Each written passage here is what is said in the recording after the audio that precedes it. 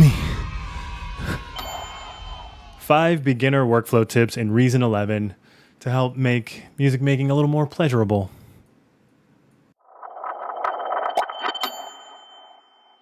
So when you start making music, the most frustrating part about making music is getting the DAW to do what you want it to do. Getting the sounds, just whack the table, getting the sounds in your head out and into the world, and manipulating your DAW to do so is super difficult in the beginning. So let me show you 5 things that will help ease the frustration in Reason 11. Let's go. My first tip is to not neglect these equal signs.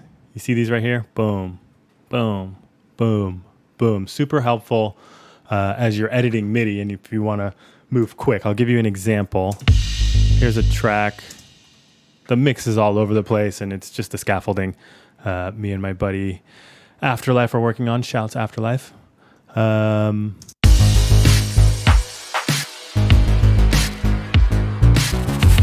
Let's say I had this and I wanted to write an ARP, let's say.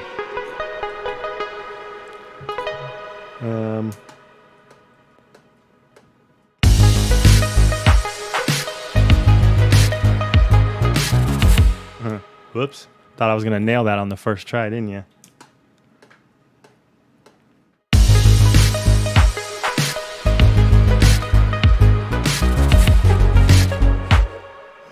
Got the first part. Let's just punch in on the second part.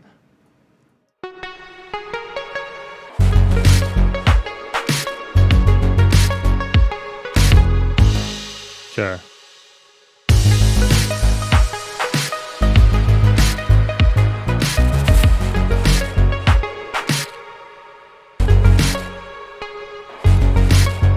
Okay, cool. So if we wrote this ARP,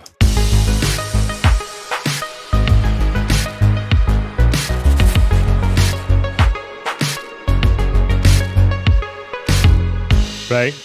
So let's say I wrote this ARP and then I wanted to quickly put chords underneath it. Sure. So if I wanted to take this instrument, this just, I think, happened to be in my auto,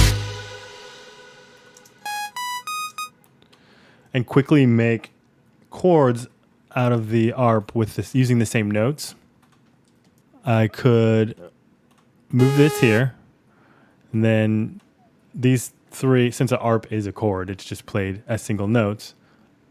I take the position, equalize it, so everything is equal to the earliest place. So this one's the earliest of these 3. So if I just move it here and then hit position equal, boom. So those 2 are the same. So it looks like it's going to go for 2 bars. And then, are this the same thing? It's the world's most boring chord progression.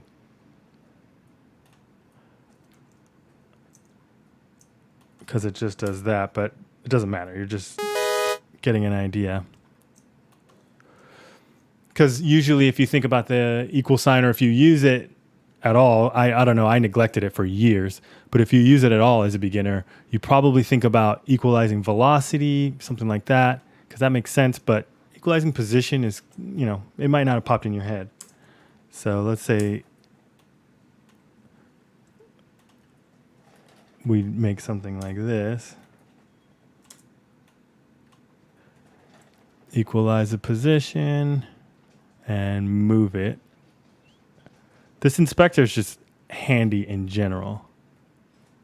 Okay, so that's the last one. That's weird. Right? And then bonus shortcut, or bonus tip, if you don't know about this tool window. I made a video about it. I don't know where to point. There'll be a card will pop up somewhere if your device allows for that. So yeah. So quickly, instead of moving each note one by one, you can make chords to go under this ARP. Where are you?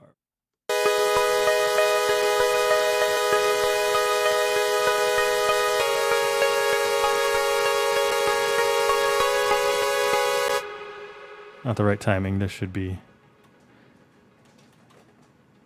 like that, but you get it. Also super handy up here is equalizing the note lengths. Don't forget that note length counts when you're talking swing. Not just note when the note comes on, but when it goes off, counts. So just keep that in mind. If you want to keep things locked, note length counts, particularly in bass lines too. Another reason to use the equals key is if you had written your bass line. You see people do this a lot when you're watching tutorials out there. If you'd written your bass line, let's say you were making like a hip hop thing, and the kick follows the bass line like completely, then let's say this was our 808 or something like that. We would write the pattern, and then this is way too many hits for an 808, but just bear with me. And then copy this to the kick lane, and then just, equalize it so it's one note, move that to wherever your kick actually is or where you want it to be, and then you have a kick pattern that's the same as your bass pattern. So it'll follow it. It'll have that locked bass line groove, the bass line locked to the kick. So yeah, I hope you get that one. So tip 2 and tip 3, I'll show together. Tip 2 is duplicating time between the locators. This is for when you're in your arrangement, and let's say I'm arranging this track and I want to make this breakdown longer. So if we took this 4-bar breakdown and decided we wanted to make it longer, we could insert bars between locators. This command is super handy when you're arranging. So like I said, in this case, I want to make the breakdown twice as long. So I have empty space now that is the exact same length. So I could then go ahead and start. These markers are just markers. I didn't actually populate the blocks in this session. I just needed the markers. So yeah, then I can then go ahead and make it double. But this section actually is mostly bass line. There's a couple of drums that come in, but we're just going to ignore those right now. But it's mostly bass line, and then the bass line fades itself in with this automation here. So on to the third tip, which is time stretching automation. Comes in super handy. Instead of, doing one of these, I guess is what I would do. Doing one of these and then moving this. Oh, you'd probably actually try to move it this way, which is pretty quick if you hold shift so that it sticks to whichever direction you start moving, and so it won't move up and down easily. Or you could just use this guy and know you're not going to move up or down because you have to move this guy to move up or down. But that's not the fast way to move the automation and lengthen the region. The fast way, let me just go back, is to hold control and just time stretch the automation itself. So now we have a breakdown that takes twice as long for the bass line to grow. So that's really handy, time stretching automation, and it's something that might not have occurred to you. So hopefully that's helpful. Another thing I think you might find confusing if you are a beginner in Reason is the concept of relative mode versus absolute mode when it comes to regions and MIDI, when it comes to placing things on the timeline and moving things on the timeline. Relative mode is the default, and it's how Reason has always worked. Absolute mode is new. Here, I'll show you.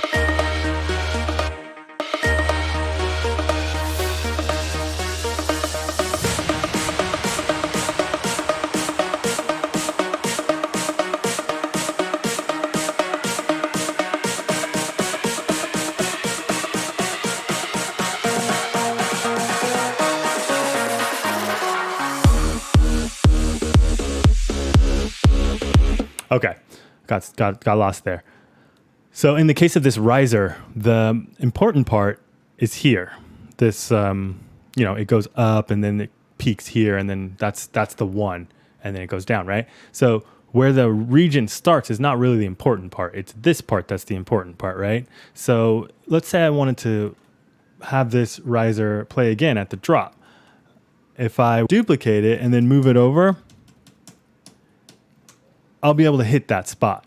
Oh, I held control and pressed D to duplicate, and then I kept holding control and just used the right arrow to move this region over. But you see, in relative mode, even though this isn't on the line, it still puts this where it's important because it keeps its relative distance from the line, if that makes sense. So that's relative mode. But let's say for some reason you wanted to move this region onto the grid line. You're no longer interested in its relative position from the grid line. You want to snap it directly onto the grid line. That is an instance where you would switch to absolute mode and then move it right onto the grid line. You used to have to, and I still just do it this way. I don't like toggling between the two, but if it might not occur to you that you can just type the location. Whoops. Sorry, this is 40.4. So you could just get rid of that and put it on 40.4. Same with MIDI. If I play in some hi-hats, for instance, playing the hi-hats and I like the way I played them in, I like the feeling of them, and I have it on relative mode, and I played 2 bars of a 4-bar region and I just want to loop it out, I could just duplicate, that MIDI and it'll stay in its relative position. I could also take the paintbrush tool or I could also take one of the hits. Let's say I wanted one of them on the grid. I could switch to absolute, put that one on the grid, or just type it in the inspector. So that's the difference. I prefer using relative most of the time because not everything's on the grid in a song. The other thing too, though, to remember though, if you are an absolute person, let's say this again wasn't on the grid line, and I'm in relative mode, but if I change the length of the region, it snaps to the grid line. So I could just, gotta put it on snap. I just tapped the S button on my keyboard, the S key. So I could just move the region length and make it an absolute value easily. And then now if you want to be able to duplicate weird regions easily and see them at the bar line, or at one of the major lines, just drag it to one of the major lines and then it's easier to see. You see, I'm where the playhead is. That's the area of importance, but I can look here to be able to line it up wherever. And it's, 2-bar lead in to the actual area of importance, if you will. So I hope that clears that up for you. And then the other thing too is tip number 5 while we're here, and I was duplicating. Let's say I wanted to duplicate this. No, let's grab something like this guy right here.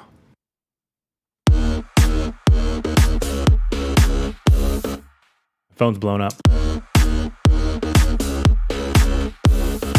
So it's just this little weird hi-hat guy.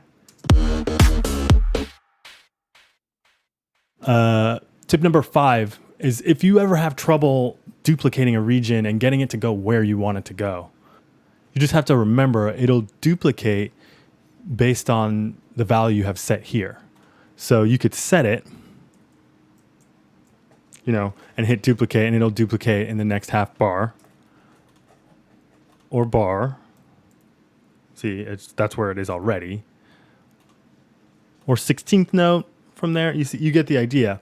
But the real tip is once you're in grid mode, which is super helpful to have the grid adapt to your zoom.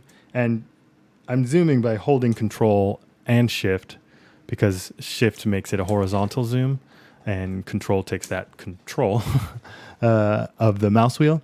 And I'm just using the mouse wheel. Zoom in, zoom out with the mouse wheel. But let's say I wanted to have this play every quarter note. If I just duplicate, it's not going in quarter notes. And again, like I said, I could select quarter notes. But the real pro move is to keep it on grid and then zoom to your desired, boom, that's quarter notes, and start duplicating. That saves you a lot of time. moving your mouse up here and choosing, or B, zooming in and then kind of figuring out, is this a bar? I think that's about a bar, doing all that. Just know what it is. It's an eighth. Boom, duplicate. And then I also want to take both of these and play. That's what it's going to be every bar now. So let me zoom out to the bar level, and it's going to be 2 every bar. See what I'm saying? And then on this last one, I want it to be 2 and then a quarter note and then 2. And I want to move these last 2. Let's move them by an eighth because we're getting crazy for some reason. So if I hold control and use the right arrow, they move by an eighth. Now I got this 3 thing happening because this one was already there before. So zooming in, zooming out to get your resolution that you want, and then duplicating on grid mode. That's the pro way. So the last tip for you newbies out there, as you're writing automation and, in transitions of songs, sometimes you'll write a ton of automation, and it's not like it's like some crazy complicated thing. It's just, as you go, you'll feel it. You're like in this section.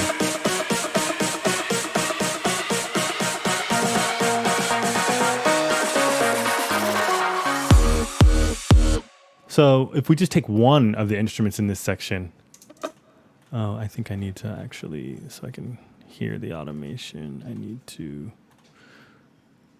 do it this way.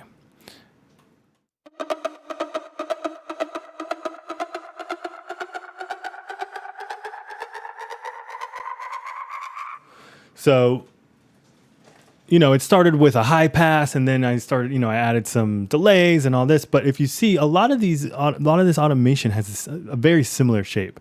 It's all going up. The high pass is going up, and the pitch is going up, and and then there's these ones that are enabled that enable the take the plugins that are doing the effects and take them from bypass to on. So it's a lot. This could take you a while, or it could take you not long at all. So let's say I didn't have this here, and I just right clicked on the parameter, like you do. Right clicked on the parameter and said, boom, I want to automate that. I clicked there, and then I look up and I see everything on this channel is probably going to go up. I had just written this automation, let's say. I could just take it and copy it. I know it's going to go in a similar direction. And then you can adjust alien clips to lane.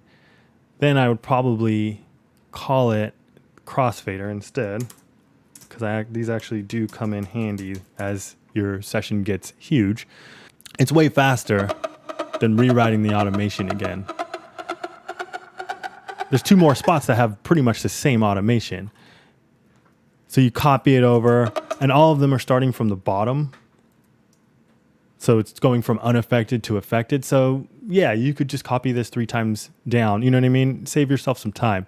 So just consider that as you are working. Can I just copy the automation down? Does something else have something similar going on? Or even, let's say, what goes up must come down in some cases. So if later on in the song, the automation does the opposite, then reverse it and do the opposite. But copy it over so it's quick.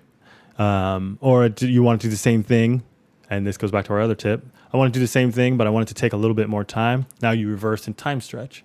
Just look for opportunities to duplicate things instead of writing new ones, because it's just faster. So, yeah. So there you have it. I really hope you found that one helpful. Try to make it as quick and painless as possible. I hope I didn't gloss over too much, but I think I got it, and I think I got it quick. I hope. But if there are questions, start a dialogue in the comment section. I read all the comments. I'll respond, and we'll help. And you guys can help each other in the comments. You get it. You get it. You know how the comments work. Oh, also, hit the thumbs up if you made it this far for sure. But also, just do it. Help me out. Subscribe. Hit the notification bell. Follow me on all my socials. I am at It's DJ Quasar. Go to djquasar.com and go to the download section and download all the combinators, and there's a couple songs in there. There's stuff. There's like effects. There's some stuff. A little treasure trove in there. Yeah, that's it.